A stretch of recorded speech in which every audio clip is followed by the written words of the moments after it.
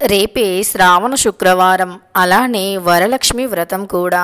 మర్చిపోకుండా ప్రతి ఒక్కరూ దీపాన్ని ఈ ఒక్క ఆకుపైన వెలిగించండి.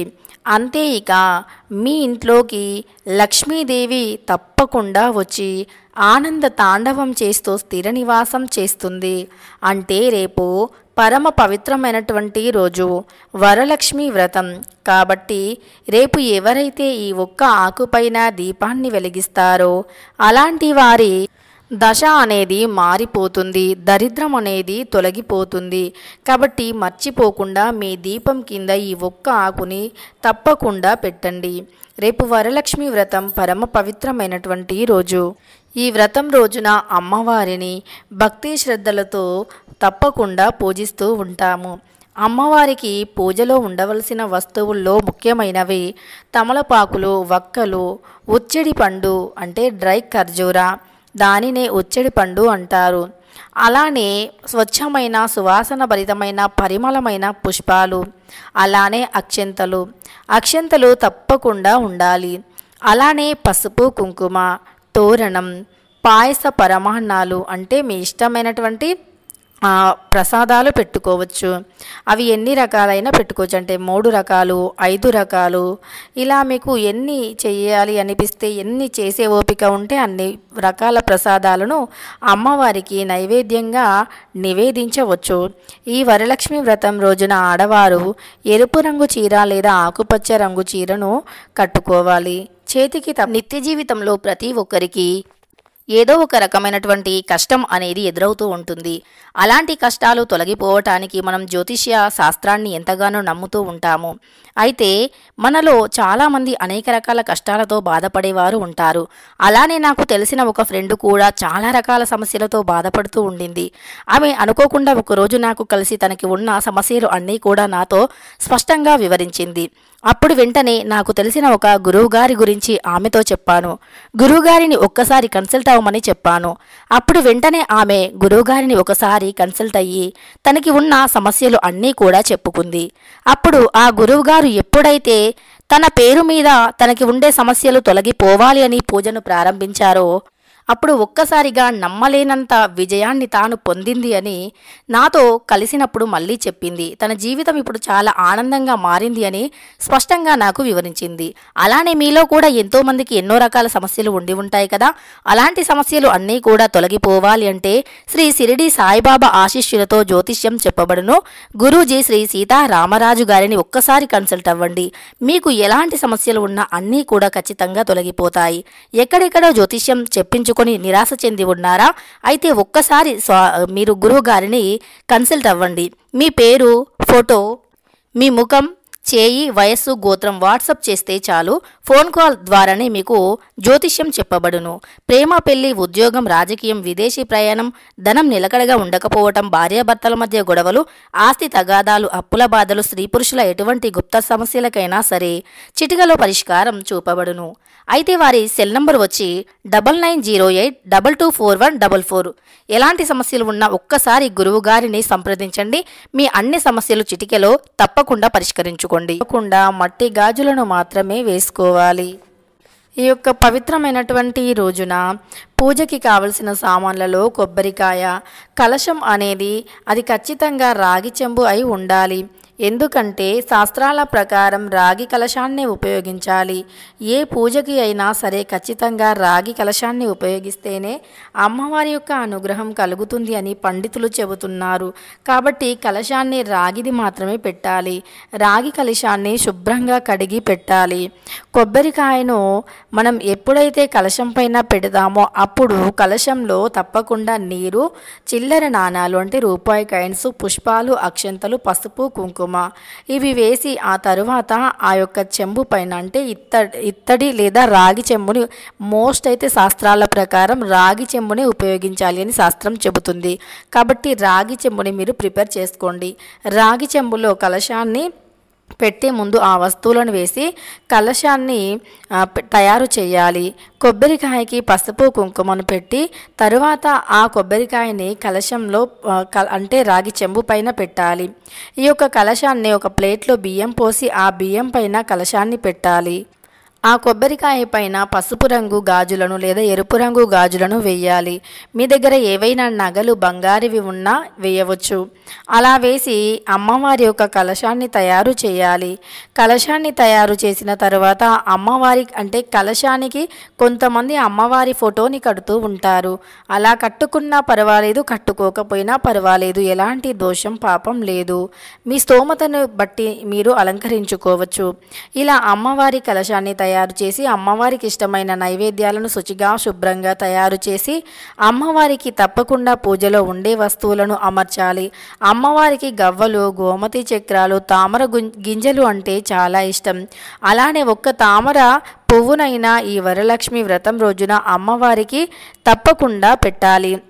అయితే దీపం అనేది పరమ పవిత్రమైనటువంటిది. మనం ఏ చిన్న పూజ చేసినా ఖచ్చితంగా దీపాన్ని వెలిగిస్తాము. అలానే నిత్య జీవితంలో కూడా ప్రతినిత్యము దీపాన్ని వెలిగిస్తాము.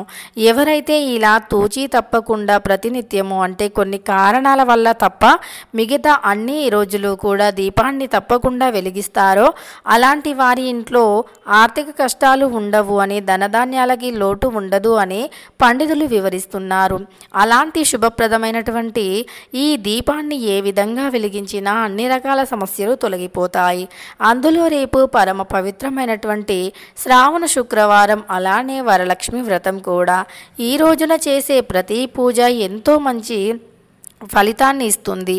ప్రతి పూజ అలానే పరిహారం కూడా మంచి ఫలితాన్ని ఇస్తుంది. మరి ఈ పవిత్రమైన రోజున ఎవరైతే దీపాన్ని ఈ ఆకుపైన వెలిగిస్తారో అలాంటి వారికి విష్ణుమూర్తి, లక్ష్మీదేవిల అనుగ్రహం కూడా లభిస్తుంది. అలానే రేపు పవిత్రమైనటువంటి రోజు. ఆవుని మనం సాక్షాత్తు లక్ష్మీదేవి స్వరూపంగా భావిస్తాము. ఆవులో కోటి దేవుళ్ళు కొలువై ఉంటారు అని నమ్ముతూ ఉంటాము. కేవలం ఒక్క గోసేవ చేస్తే కోటి దేవుళ్ళ సేవ చేసినంత పుణ్యం లభిస్తుంది అని, అలానే గోసేవ చేసిన వారికి పేదరికం అనేది రాదు అని శాస్త్రాలు చెబుతున్నాయి. అలాంటి గోమాతకి రేపు ఆకుకూరలు, ఏవైనా పండ్లు అంటే అరటి పండ్లు, ఆకుకూరలు, ఏవైనా టమాటో, కూరగాయలు వంటివి గోమాతకి సమర్పించండి. శనగలను నానబెట్టి శనగలను కూడా గోమాతకు తినిపించండి. ఇలా చేస్తే మీకు ఉండే దోషాలు తొలగిపోతాయి. మీ జాతకంలో ఉండే దరిద్రాల నుండి బయటపడతారు. సకల ఐశ్వర్యాలు లభిస్తాయి. అంతేకాదు మీ జీవితంలో ఉండే మీ విజయానికి అడ్డుకునే దుష్టశక్తుల ప్రభావాలు ఖచ్చితంగా తొలగిపోయి అంచెలంచెలుగా ఎదుగుతారు. మీ జీవితంలో ఎదుగుదలను ఆపడం ఏ దుష్టశక్తి వల్ల కూడా కాదు. కాబట్టి గోమాతకి తప్పకుండా ఏదైనా ఆహారాన్ని తప్పకుండా పెట్టాలి. అలానే ఈ వ్రతం చేసే ఆడవారు సూర్యోదయానికంటే ముందే నిద్రలేవాలి. బ్రాహ్మీ ముహూర్తంలో నిద్రలేచి పనులన్నీ పూర్తి చేసుకొని సూర్యోదయానికంటే ముందే స్నానం ఆచరించాలి. అలా ఆచరించి అమ్మవారికి ఇష్టమైన నైవేద్యాలను వండాలి. శుచిగా శుభ్రంగా ఉండి వండాలి ఈ వంటలు. ఆ తరువాత అమ్మవారికి ఇష్టమైనటువంటి అన్ని రకాల వస్తువులు, మనం చెప్పుకున్నట్టుగా సముద్రంలో దొరికే వస్తువులు అంటే అమ్మవారికి చాలా ఇష్టం. అంటే గవ్వలు, గోమతి చక్రాలు, శంకు, తామర గింజలు, తామర పువ్వులు, అలానే దొడ్డుప్పు, ఇవన్నీ కూడా అమ్మవారికి చాలా ఇష్టం. అంటే అమ్మవారు పాల సముద్రంలో ఉంటారు. అమ్మవారికి సముద్రంలో ఉండే వస్తువులన్నీ కూడా సోదర సోదరీమణులుగా చెప్పుకోబడతాయి. అందుకే ఆ వస్తువులంటే అమ్మవారికి చాలా ఇష్టం. వాటిని సమర్పించి ఏ కోరిక కోరినా తప్పకుండా విజయం కలుగుతుంది, కోరిక నెరవేరుతుంది. అందుకే అమ్మవారికి ఇష్టమైనటువంటి ఈ పదార్థాలను రేపు అమ్మవారికి ఇష్టమైనటువంటి రోజున తప్పకుండా అమ్మవారికి సమర్పించాలి. ఈ విధంగా సమర్పించి అమ్మవారిని ఏ కోరిక కోరినా నెరవేరుతుంది. ఇక దీపాలలో చాలా రకాల దీపాలు ఉంటాయి. ఒక్కొక్క రకమైనటువంటి దీపం అనేది ఒక్కొక్క రకమైనటువంటి కష్టాలను తొలగిస్తుంది. అంతేకాదు మన హిందూ ధర్మాల ప్రకారం దీపాలు అనేవి చాలా ఉంటాయి.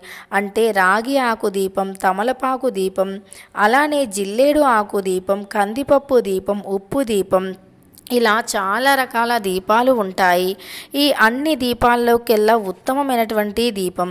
రేపు ఈ దీపాన్ని వెలిగించిన వారికి తప్పకుండా లక్ష్మీనారాయణుల అనుగ్రహం లభిస్తుంది.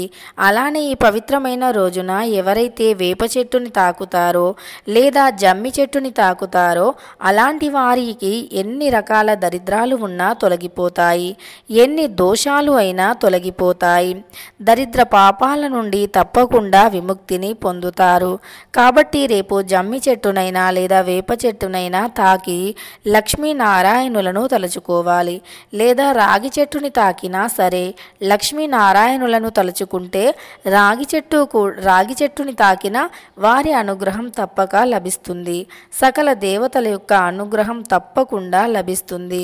అలానే ఈ పవిత్రమైనటువంటి వరలక్ష్మి వ్రతం రోజున సాయంత్రం 6:30 నుండి 7:30 లోపు ఆ సమయాన్ని హోరా సమయంగా పిలువబడుతుంది.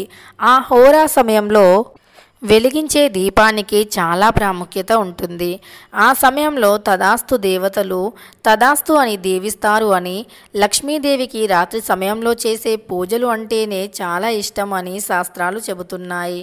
అందువల్ల రేపు ఎవరైతే అంటే సాయంత్రం 6:30 నుండి 7:30 లోపు తమలపాకు పైన ఉత్తర దిక్కున దీపాన్ని ఎవరైతే వెలిగిస్తారో అలాంటి వారి ఇంట్లో సిరుల వర్షం కురుస్తుంది, ధనవర్షం కురుస్తుంది, ధనానికి లోటు ఉండదు, లక్ష్మీ కుబేరుల అనుగ్రహం అనేది తప్పకుండా కలుగుతుంది అని శాస్త్రం చెబుతుంది. ఎందుకంటే ఉత్తర దిక్కు అనేది లక్ష్మీ కుబేరుల స్థానంగా పరిగణించబడుతుంది. ఉత్తర దిక్కు అంటే లక్ష్మీదేవికి చాలా ఇష్టం. అమ్మవారు మన ఇంట్లోకి వచ్చేది కూడా ఉత్తర స్థానం నుండే అని పండితులు చెబుతూ ఉన్నారు. ఇలాంటి పవిత్రమైనటువంటి ఉత్తర దిక్కుని ఎప్పుడూ కూడా అపరిశుభ్రంగా ఉంచకూడదు. అలానే బరువైన వస్తువులు పెట్టి ఉత్తర దిక్కుని అపవిత్రం చేయకూడదు. బరువైన వస్తువులు, పాడైపోయిన వస్తువులు వంటివి ఉత్తర దిక్కున పెట్టకూడదు. ఈ పవిత్రమైనటువంటి ఉత్తర దిక్కుకి వాస్తుశాస్త్రం ప్రకారం కూడా ప్రత్యేక స్థానం ఉంటుంది. కాబట్టి ఉత్తర దిక్కున తప్పకుండా తమలపాకు దీపాన్ని కానీ ఉప్పు దీపాన్ని కానీ వెలిగించాలి. మరి తమలపాకు దీపాన్ని ఎలా వెలిగించాలి అంటే, ఒక తమలపాకుని తీసుకొని ఆ ఆకుపైన మట్టి ప్రమిద కానీ దీపపు కుందు కానీ పెట్టి అందులో విప్ప నూనె కానీ ఆవు నెయ్యి కానీ వేయాలి. ఇవి రెండూ మీకు అందుబాటులో లేని పక్షంలో మీ ఇంట్లో నిత్య దీపారాధనకు వాడే నూనెను కూడా వాడుకోవచ్చు. అలా ఆ నూనెను ఆ దీపంలో పోసి 2 వత్తులు కలిపి ఒకటిగా చేసి దీపాన్ని వెలిగించి తరువాత అమ్మవారి అనుగ్రహం కోసం అక్కడ ధూపాన్ని వేసి ఒక చిన్న బెల్లం ముక్కను కూడా పెట్టాలి. అలా బెల్లం ముక్కను కూడా పెట్టేసి నమస్కరించుకొని మీరు ఏ కోరిక కోరినా తప్పకుండా లక్ష్మీదేవి ఆ కోరికను నెరవేరుస్తుంది. అంతేకాదు అమ్మవారి ఆహ్వానాన్ని ఖచ్చితంగా అమ్మవారు స్వీకరిస్తారు. అమ్మవారిని వచ్చి ఇంట్లో తిష్ట వేసుకొని కూర్చోమని వేడుకోవాలి. ఇక మీ ఇంట్లో ఎప్పటికీ ధనానికి ధాన్యానికి లోటు అనేది ఉండదు. అలానే రేపు వరలక్ష్మి వ్రతం రోజున పూజ చేసే సమయంలో, పూజ అంటే ఎప్పుడైనా దీపపు కుందులను కానీ దీపపు చెమ్మలను కానీ ఆ చెమ్మలను కూడా ఎప్పుడూ ఖాళీగా కటిక నేలపైన ఉంచకూడదు. ఖచ్చితంగా అక్కడ ఒక చిన్న ప్లేటు కానీ లేదా ఏదైనా ఆకు కానీ పెట్టి దీపాన్ని వెలిగించాలి.